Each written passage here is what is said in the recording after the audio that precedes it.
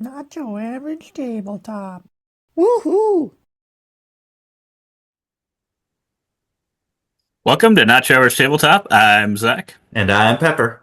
and today we are doing our first impression of Café, a game on you can see here on Board Game Arena. This is one that I have been excited about for a while, and I don't know if the physical copy is ever coming because I'm pretty sure Sam Healy reviewed it or did a playthrough of it on his channel, Flip Side of Board Gaming, and I was like, "Ooh, that's cool." And then I think someone had asked like, "Oh, are they gonna be selling this or something?" I think he had mentioned, "Oh yeah, it should be coming here at some point." Not necessarily that he was saying, "Oh, they're coming out next month," but I feel like that's been like over half a year ago now. It probably hasn't actually been that long, but it feels like it. And I'm like, where is this physical copy? I have not seen it. I guess I haven't went out and searched, but usually I feel like I'll see that on, Game Nerds or Miniature Market. Usually when a new game comes out, they're usually on those sites. Maybe I guess I don't know who makes this game, so maybe that's why I haven't seen it. But all in all, just to say, I've been very excited about this one, waiting for it because it's got the kind of layering of cards, Mhm. and that is something that I've really loved in the Fall of the Mountain King game, and I don't know that anything's topped it. Uh, Arborea, as a game that I played last year, that has that kind of thing as well, and I think that one did it pretty well, or used it pretty nicely as well. But this one I was excited about because this is the whole game. It is using that kind of mechanism. Yes, the But whole Pepper, you can game. kind of explain what you're Uh, attempting to do here. the whole game is based on that layering. So you go back and forth, drafting cards, and then you place them on top of previously played cards. You have to cover at least two squares of previously played cards, possibly covering up symbols that were there before. So we can see here. So they did cover up some beans there, but now, as you can see, they have different colored beans, but they are all beans and they are all connected in a column. And that is something you are going to want to do because the different action points that you have, which is determined by the amount of coffee cups you have visible, you will activate groups of similar icons. So for producing beans, you could activate that whole group and produce one on each of the four bean spaces. So you really want to be efficient with your action use. And then similarly, I guess we'll see when we eventually do. I guess some has moved on there. They have harvested some of the beans. It's kind of a whole process of you plant the beans, you get them there planted, and then you do this kind of like I look at it like a chocolate bar. I don't know why. That's what I see. This kind of light tan colored icon that those red cubes are on. When you activate one of those or more, if they are in a connected group, because that it works the same way as the beans. For each one of those spaces that you activate, you can pull all of one color of planted beans and place them onto it. As you can see, they took the two red beans that were present there. And then kind of the next step that would be from that is onto the darker brown symbol there, kind of the coffee maker. As they did there, they activated that one, moved those red beans from the chocolate bar, as I call it, onto the chocolate colored coffee Is it maker. drying the beans or something? Yeah, Or what is it? moistening the Something like beans? that. Drying and roasting, whatever it is. Um, because now they are in your whatever dark brown symbol space. And then from there, you can either take it to your warehouse, which in your warehouse, you can collect all the different types and you will score points for your the type that you have the least amount. You'll score like 2 points per, and the that you have second least amount, you will score one per. So if you want to focus on that, you want to get maybe like three of each type of bean, each color. So that is one way you can score. Otherwise, you can see on this card that we have on the left that we just drafted, it has that, I'm going to call that Abraham Lincoln in the center there, statue. And he will give you 5 points if you can sell to him, kind of from that spot, that dark brown spot, sell to him two red and a yellow bean. So Then you get those points. That is kind of the two ways that you score points in the game. There are a couple other little rules that when you take a card with coffee cup symbols, which get you more actions, like I said, when you take a card with a coffee cup symbol, you have to pay one bean from your warehouse, unless we don't have any ship icons in any of these cards so far, but there are ship icons that if you have two of those, there's one in the newly revealed card. If you have two of those, then you do not have to pay from the warehouse to take an extra coffee cup card. Um, yeah, it's kind of the whole deal of how it goes. Just this process of making the beans, making the coffee, selling them, and getting the points. I've played a fair bit of this solo, and then we played once or twice here. I was able to get around 20 with either focusing heavily on the warehouse or just heavily on delivering to those different locations and ignoring the warehouse. So I am happy to say that it seems there are a few different, at least a couple different paths to victory in this game. I really like the game. I love the layering. Anytime in a game, just like you get excited when you see layering in a game. I really like it as well. Just can I flip to my board? I cannot. But it's not worth seeing because you did end up winning this one. It's a nice process. You move from one to the other to the other. Sometimes it can be frustrating if you just can't get the symbols to line up. You can't get them to be right next to each other or can't get it there without covering up something that you don't want to cover up.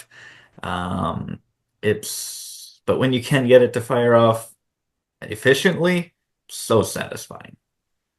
Yeah, it really is. It's really satisfying, and I think I made it a little harder on myself than I needed to uh, initially because I think you could probably tell.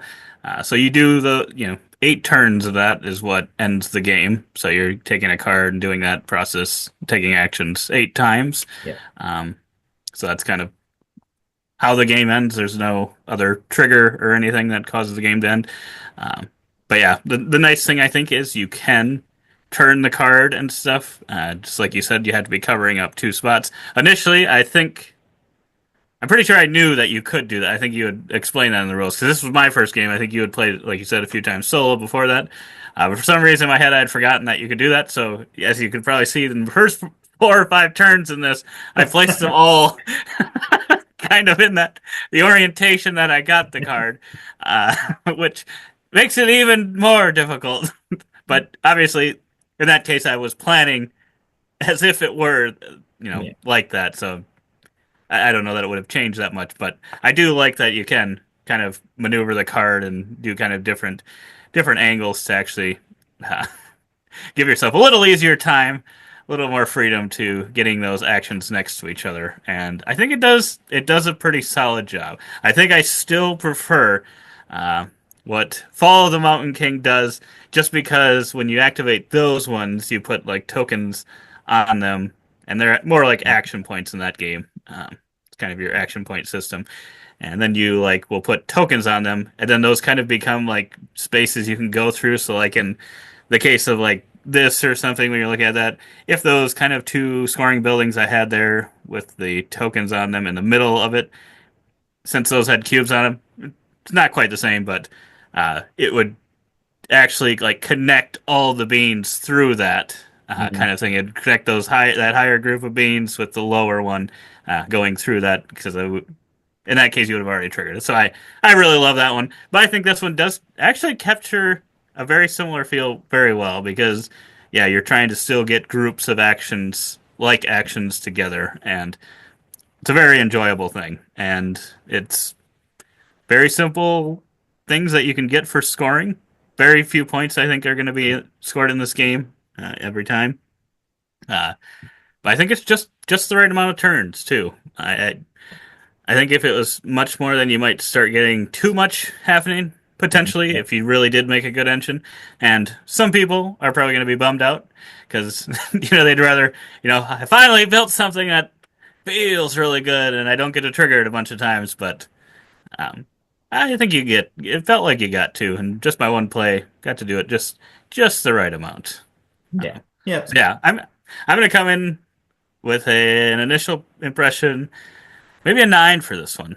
I like I said, I really love that layering mechanic to begin with, so I kind of had a feeling that I would like this one going in, and it did live up to that, and it kind of felt like I expected it to. So it lived up to the hype. So you can take that as either a positive or negative thing, knowing I was wanting to like it. But Yeah. I know in the past that's kind of hurt some of mine, just because. Yeah, you get hyped about a game, you get excited about it, and it's just like, eh. Yeah. But I think it did enough. It did enough of what I wanted that it got that high score. Pepper did not like it that much, I'm sure. Oh, I hated it. No, I will say it's probably, I was also hyped about this one. It's probably not as high as I was hoping it would be, but I was probably hoping for one of my favorite filler games of all time, but this is probably still an 8. For me, I do like it.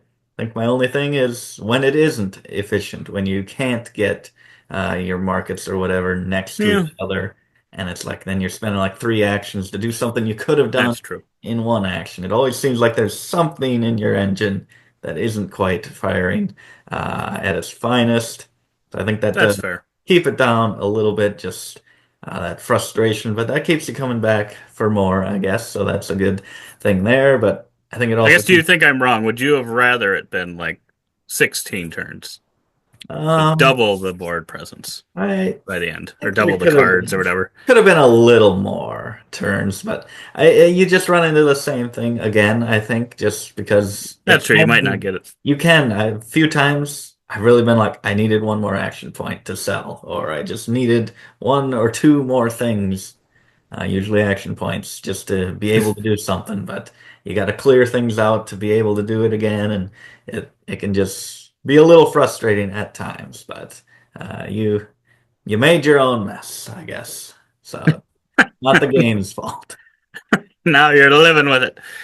But yeah, let us know in the comments below if you've played this game, if you like this, if you've got a favorite game that uses kind of a layering of cards mechanic that you really like, because yeah, we'd love to learn about it. If you'd like to see a actual live playthrough of this game, let us know. We've made some try before you buys where we play a game on Board Game Arena and kind of play through the whole thing and talk about the implementation, if we think it's a good one or not, in the past. And we'd be happy to make one for this if you are interested in learning learning a little bit more about how to play. I think you can probably figure it out from this video, but obviously always a good reason to go back and play a game that I like if other people are asking for it. But yeah, otherwise, if you made it this far, like the video, you give us a thumbs up. We'd really appreciate that. And even if you're feeling really generous, you can subscribe to see future content like this.